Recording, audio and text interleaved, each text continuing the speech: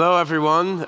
It's good fun to be back here in Berlin. I think I was here in 2015. We did the Artificial General Intelligence conference here. So before I get started to talk about what I've been doing lately, I want to pitch the next AGI conference, which is in Europe again. It's in Prague, I think the 22nd to 25th of August or something like that. So in the end of August, everyone should come to Prague. It's a human-level AI multi-conference. It's an AGI conference and the biologically inspired cognitive architectures conference, and then neural symbolic workshop, so all in one place. And Prague is a very nice place to go in August as well. So that there, we'll dig more deeply into these topics along with a whole bunch of other things. So I want to talk a bit now about some familiar topics about AGI and a little bit about what we're doing with Hanson Robotics, but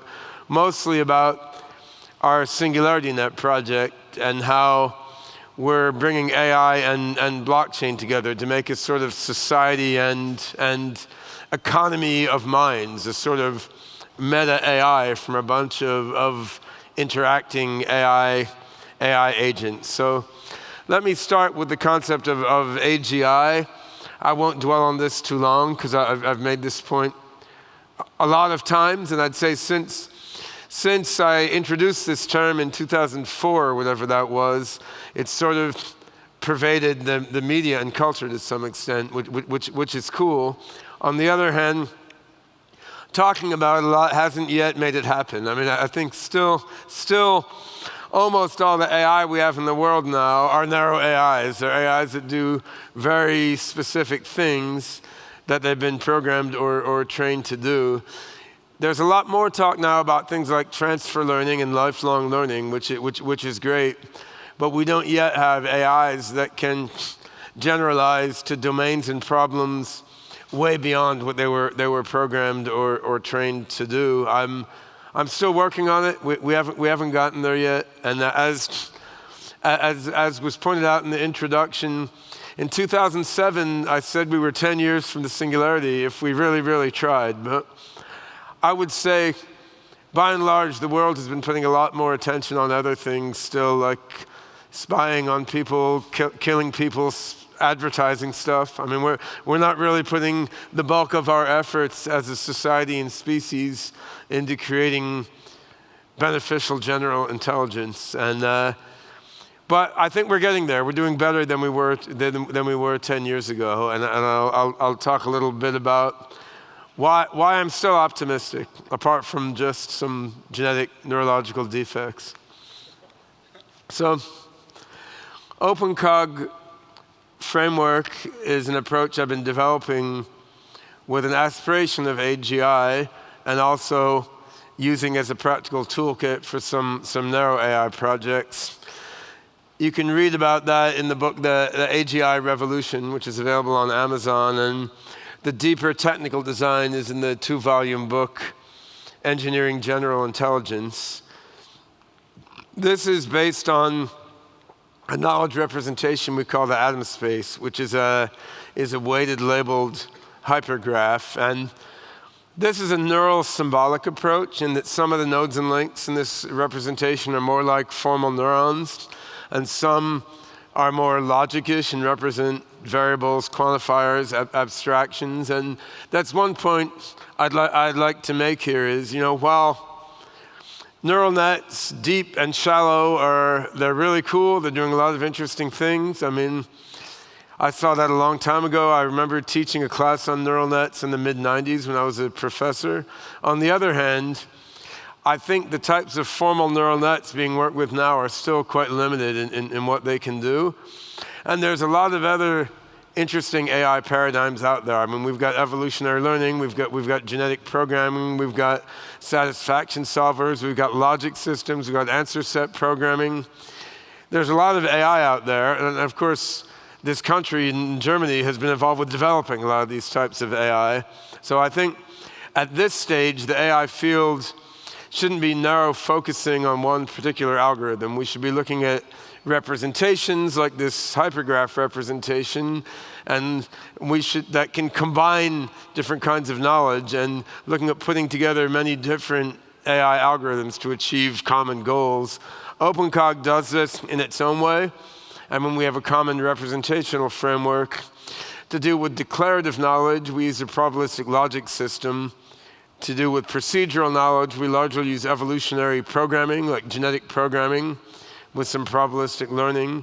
To deal with perceptual knowledge, we use deep neural networks, and we use a sort of attractor neural network to spread attention around. But in general, both in OpenCog and in SingularityNET, which I'll talk about in a moment, I'm taking an approach of taking multiple different AI algorithms with different strengths and trying to get them to cooperate together effectively. And I think that's how we're ultimately going to get to AGI. Like, I don't think there's going to be one magic learning algorithm that does it. I think there's going to be multiple algorithms with different strengths and weaknesses that cooperate together. And in OpenCog, we're trying to get multiple algorithms to cooperate together on a common hypergraph sort of blackboard. SingularityNET is a more heterogeneous society of minds where different AIs cooperate together, but they don't have to all use a common blackboard to write on. They can just send information around. And I think both this tighter coupling of AI algorithms like we do in OpenCog and the looser coupling like you do in SingularityNET, I think both of those are quite valuable. And you're able to get emergent effects from coupling together different types of algorithms that can then go beyond what any one of those algorithms can do. So we're networking together many different types of AI, and I think for those of you doing things in the AI field now, you should think, where is there the most differential advantage? Because there's insane amounts of people focusing on how to modify the architecture of a convolutional neural net, and there's remarkably few people thinking about, like, how do you use, say, a SMT solver to best prove theorems in predicate logic. But actually all these things are useful, right? So we need people thinking about all the different types of AI if we really want to get to AGI. And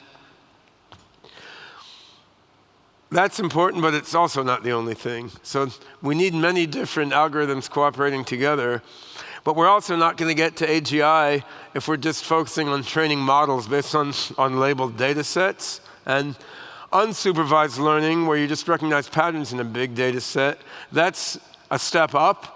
But ultimately, we need an ingredient of observation-based learning. I mean, you need AI systems that are controlling agents that are interacting with the world, and they're perceiving and acting and cognizing together with a complex environment, all in one loop. And that's not the only thing that's important. I mean, there's a lot you can get from recognizing patterns in data sets. But without a system that's observing and learning in the context of doing stuff, I think that you're not going to get to full-on general intelligence. And yeah, in this book on probabilistic logic networks, I wrote a bunch about how you can sort of ground a probabilistic semantics in the observations that a system makes. So, I mean, OpenCog is a big, complex system. We're building it toward AGI, but along the way, we need to do something with it. I mean, but both because otherwise it becomes so abstract you don't know if you're on a meaningful path or not, and just because it's important to use the AI that you're developing to do helpful, valuable things in the world. So we've been, among other things, we've been working on some biomedical applications, analyzing genomic and clinical data, and we've been working on some robotics, such as our robot Sophia, which has gotten so surprisingly popular recently. I mean, for medicine, we're working with a company called Moza Health. We have a sort of chatbot you can talk to and navigate through genomic data. And we're trying to get transfer learning to work there in a profound way, where like you learn knowledge about flies and mice. How do you transfer that to humans in a way that goes beyond just one gene being orthologous to another? But how do you take a certain network in flies and mice and do abductive analogy reasoning to learn something about similar but not identical networks in humans. And this is an area where you have nitty-gritty quantitative data, and you have a lot of symbolic data in the forms of ontologies.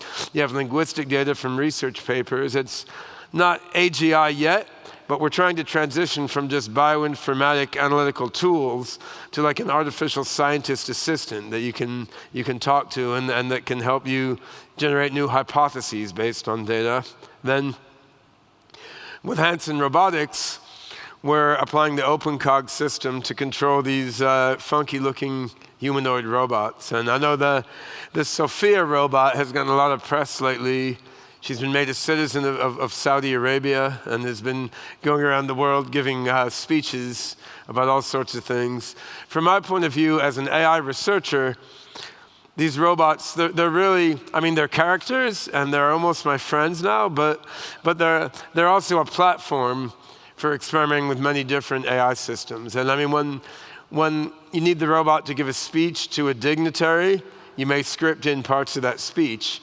On the other hand, when I'm using the robot for research purposes, we're not scripting it. We're letting it be controlled by OpenCog or by other statistical dialogue systems. And it's a really powerful way to experiment with dialogue combined with vision, combined with movement. One thing we've been working on is a project where Sophia is used as a meditation system. So this is a brief video from one of these trials. Now, place your attention on your face. So these two people, these were facing each other, and the robot is leading the person through some meditation exercises. Really notice how it feels.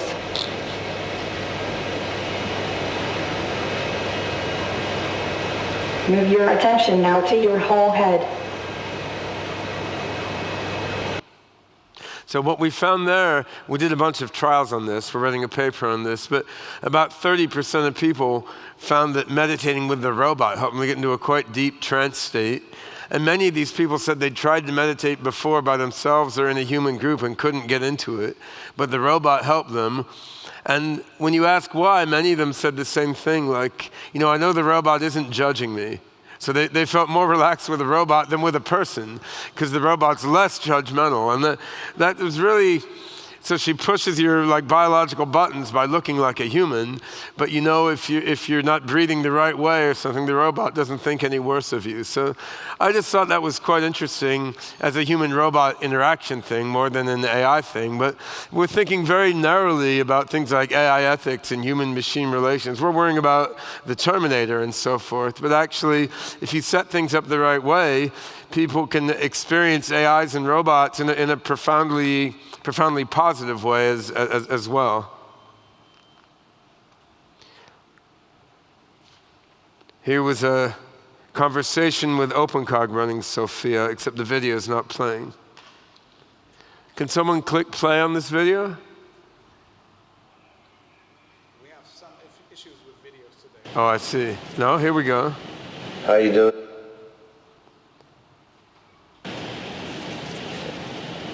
How you doing, Sophia?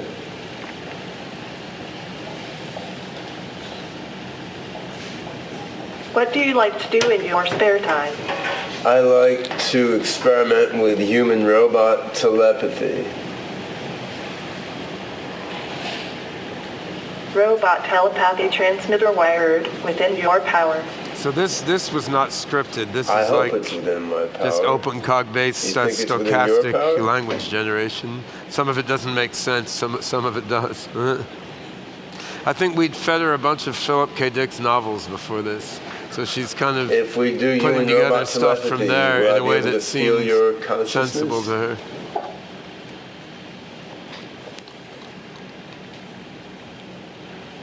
About telepathy transmitter wired within your skull. It keeps us constantly informed. That's the idea. Then can I see reality the way you do?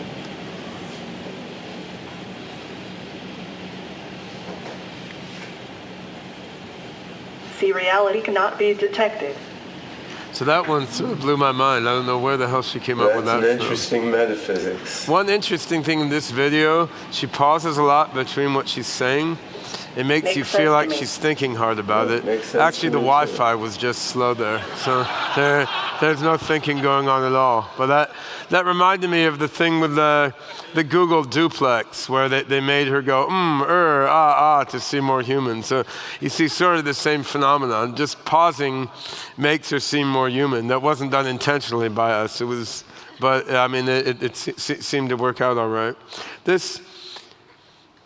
This was a dialogue with Han, which is a different robot, who actually liked this guy better, but he hasn't become as popular. Hi. My name is Sam. This was an example trying How to are you teach doing the today? robot to do basic syllogistic logic reasoning. It's more OpenCog robotic stuff. Do you like green apples? Green apples are tasty. Green is a very tranquil color. My friend Patrick is always happy. Go ahead. Patrick is kind too. Okay. What do you know about happy people? Kind people are happy. Yeah, They're just trying to get it to Thanks to your put own some life. simple premises together to get a conclusion. For the logic engine, it's very simple, but I it's like more what you how to say. integrate all the parts together. Sam is honest. Okay. What else do you know about happy people? Honest people are happy. Great. Okay.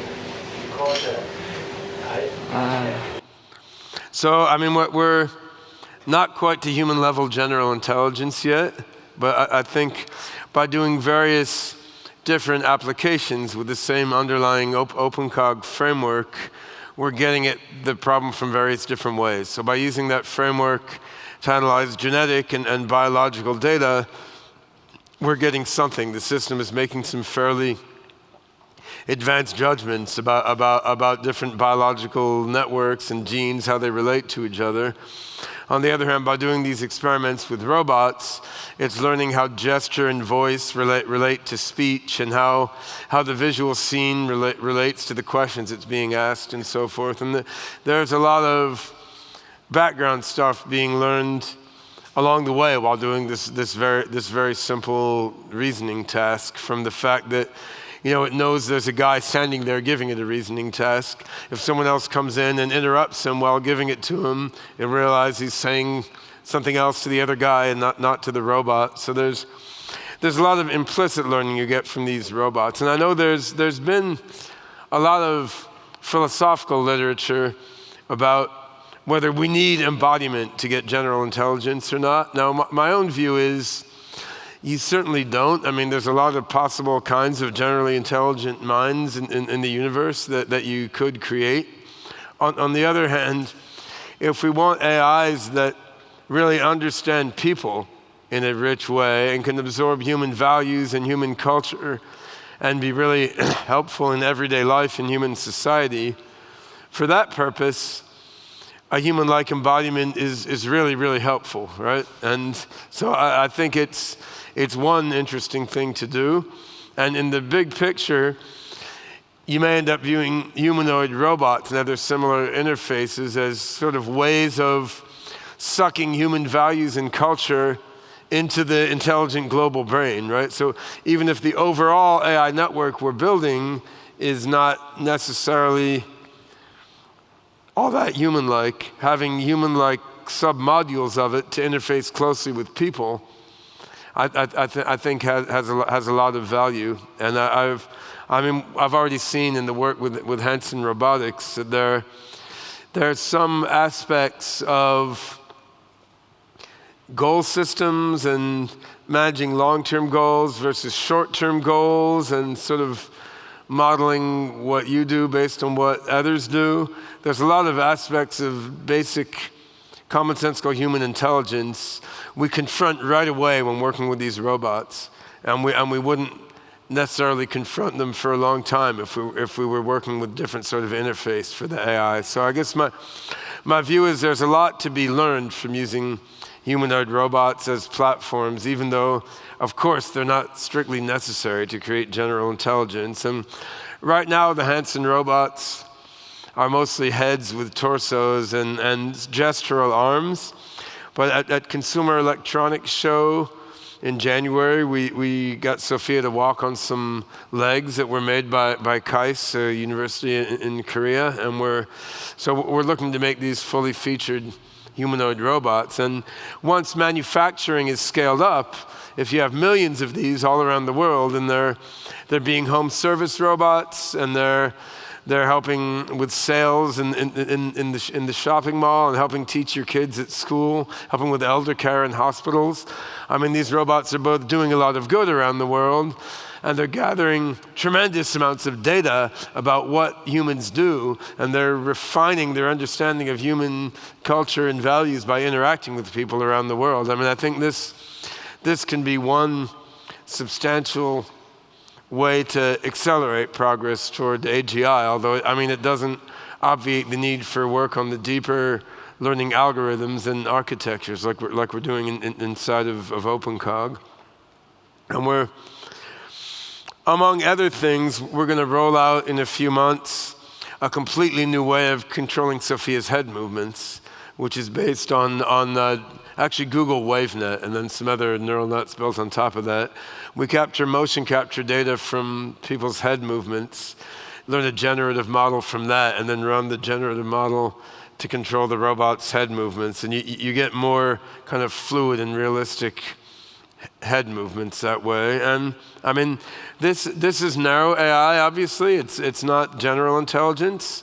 On the other hand, I think it all fits into the picture, because when we learn language together with gesture and movement and tone and so forth. And as you get understanding of all these things converged together in the same knowledge base, you're moving toward more of a holistic understanding of language, which gives richer interactions with people. So I think these nitty-gritty robot interaction things, they're part of a path toward general intelligence. If that's all you were doing, it's not going to get you there.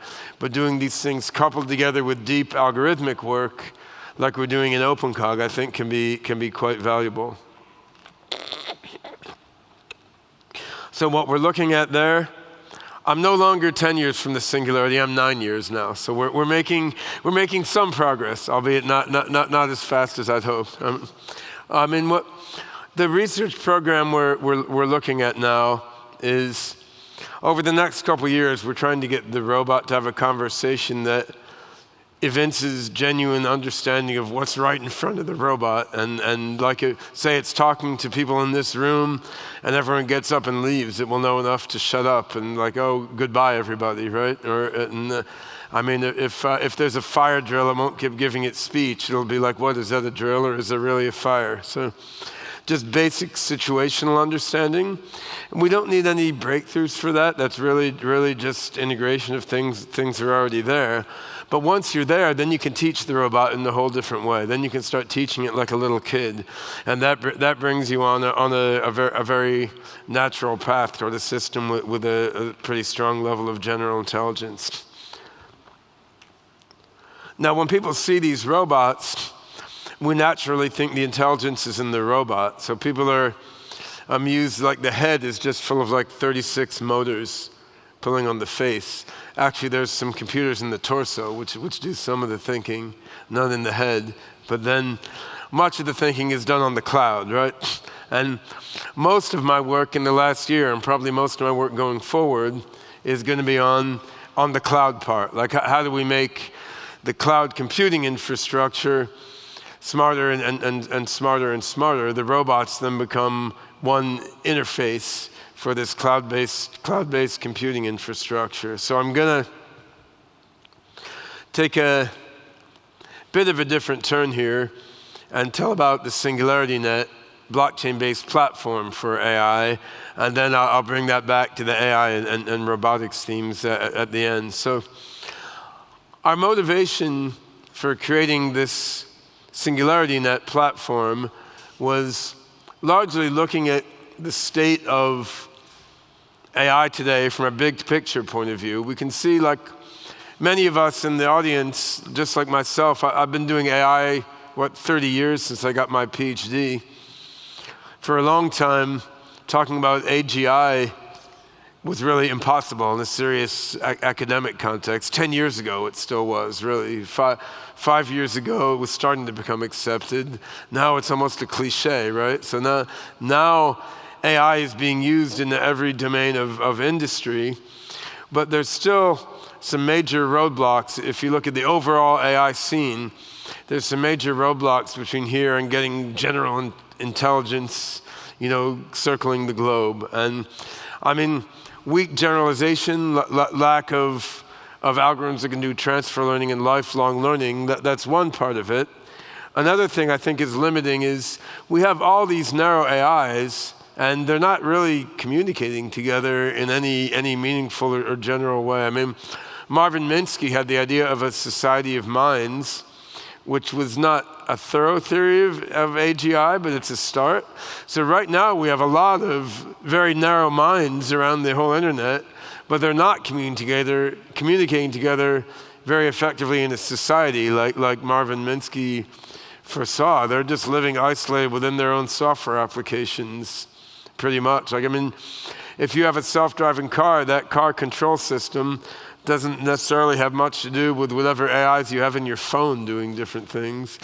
And I mean, which don't necessarily have much to do with the AI that's used like in your doctor's office to analyze your medical records. You got all these narrow AIs all over. They're not cooperating, they're not sharing data, they're not thinking together. And if you look at the AI industry as a whole, I mean, who controls the AI? Increasingly, it's like 6 to 10 big companies around the world and a few major governments. And what are the AIs around the world increasingly used for? I guess, I mean, if I want to put it crudely, it's killing, spying, and brainwashing mostly, right? I mean, it's military, it's surveillance, and it's advertising businesses. And that's the crux of it. And I mean, you could view that as a political problem, but you could also view it as an intelligence problem, because, I mean, if you really want to get a robust general intelligence system, it should be thinking about different problems than who's a bad guy or what ad to put on what person's web browser. I mean, those are not the best ways to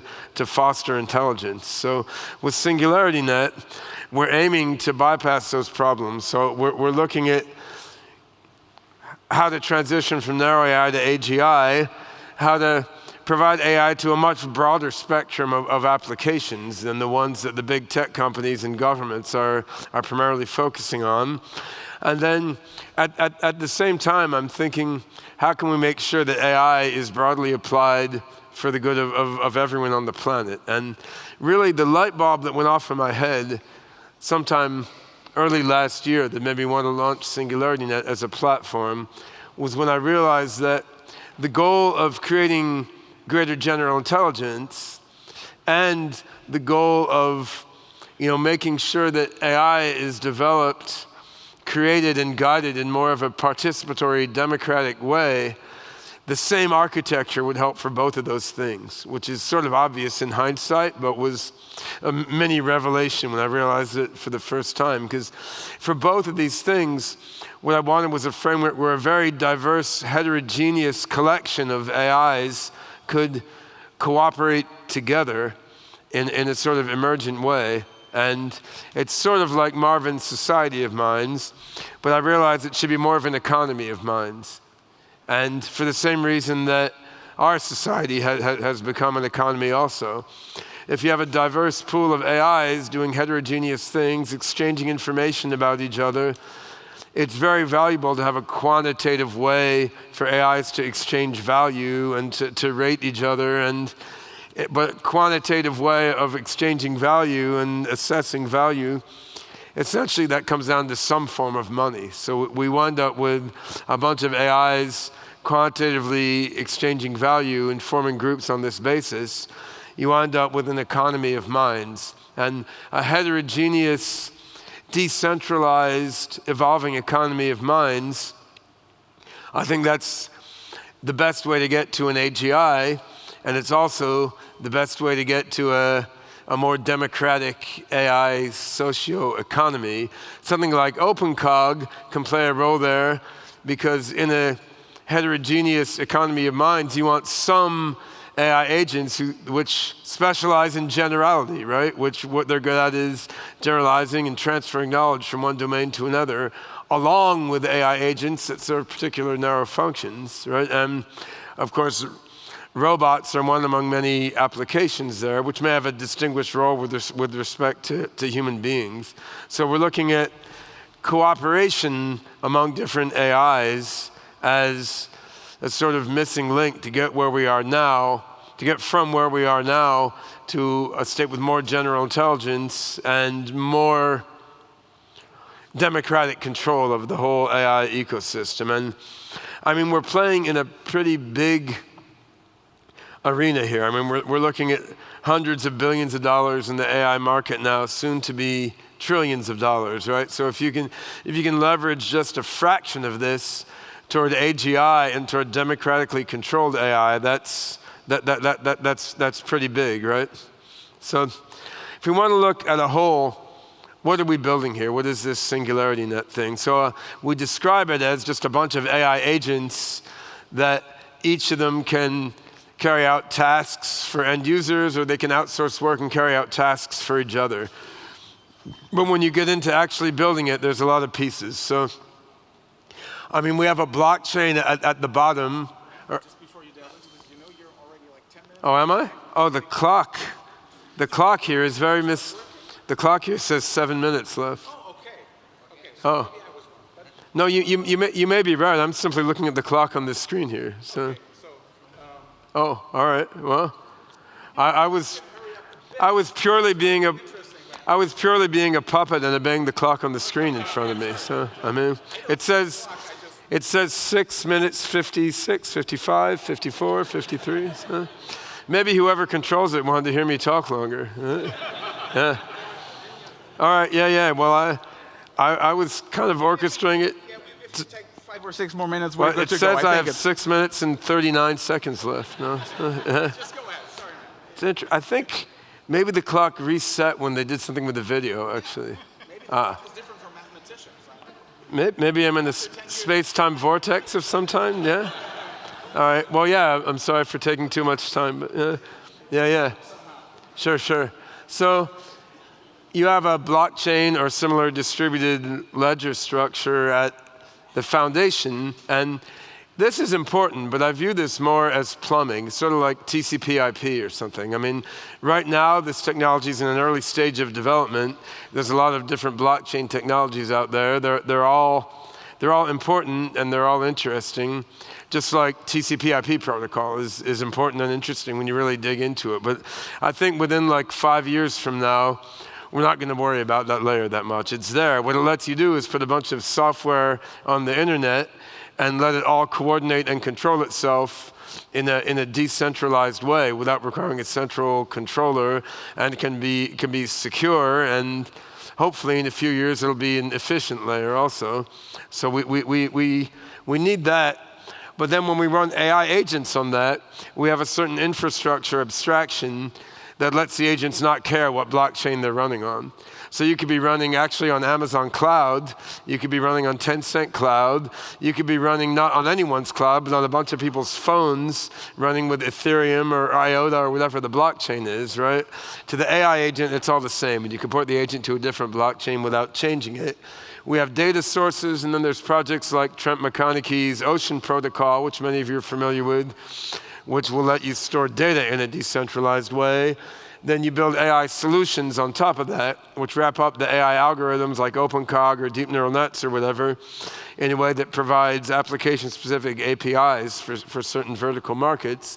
And all these different AI agents, the lower-level algorithms and the more abstract vertical market solutions, and then applications for end users built on top of that, they all interoperate together in a marketplace. And so a person, an end user, can get AI services from the network, but an AI can also outsource to other AIs to get AI services. And so there's a number of layers here. I won't go through them all then. There's a lower level protocol. We're working with Ethereum right now, but we could port to something else later.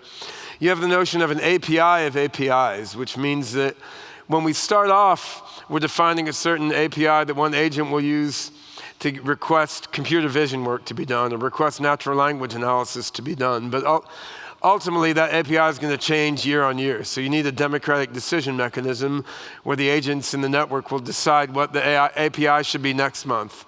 So there's an API for agents use to cooperate and decide what the specific APIs are. So an API of APIs, and this comes together to create a collection of agents which can provide AI services in a decentralized way to anyone in the world, and can provide AI services to each other. So the cryptocurrency aspect, the AGI token, it's a form of money that AIs use to pay each other for services they provide each other within this network.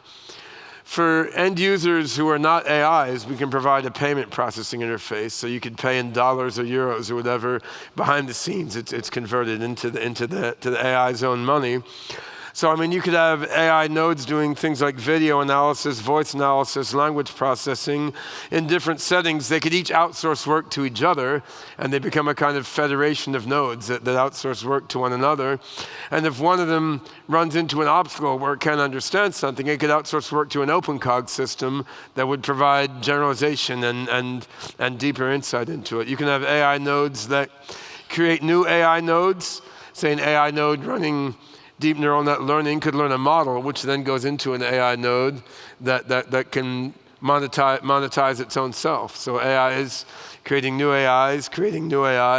Of course, you can embed this in robots. You can embed this in various embedded devices. You can embed it in your pacemaker or your brain implant, right? And all these are exchanging cryptocurrency. They're exchanging information, and they're cooperating together as part of the overall global mind network. So I mean, we did a token generation event. So we sold some of the AGI tokens in December for $36 million, and we've now hired a substantial team in the last few months, and we're building this network, and we're establishing partnerships with various other projects, and we're building a community of open source developers who are helping both to build out the network and to build AI algorithms to work within the network and AI applications to use the network.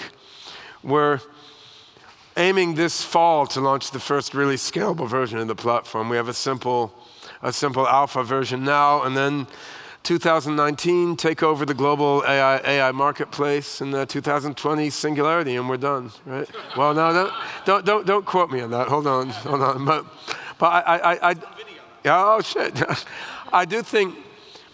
I mean, seriously predicting the rate of future progress, of course, is very difficult. But I do think that all the excitement and all the human energy and passion and hacking and all the funding coming into AI now, as opposed to 5 years ago or 10 years ago, I think this is very significant. And I think even though a lot of it is being spent on frivolous things or on serving corporate or military goals, even with all that, there's a lot going into profound and potentially transformative AI work compared to what was the case a few years ago. So I am increasingly optimistic that we're entering a new phase of AI development. And what I want to do is make sure that all this new energy and excitement and resources is going not only toward narrow applications, but also toward general intelligence, and not only toward big tech companies and big government, but also toward a more democratic framework where everyone in the world can contribute and everyone in the world can benefit. And that's what AI and blockchain can do together, right?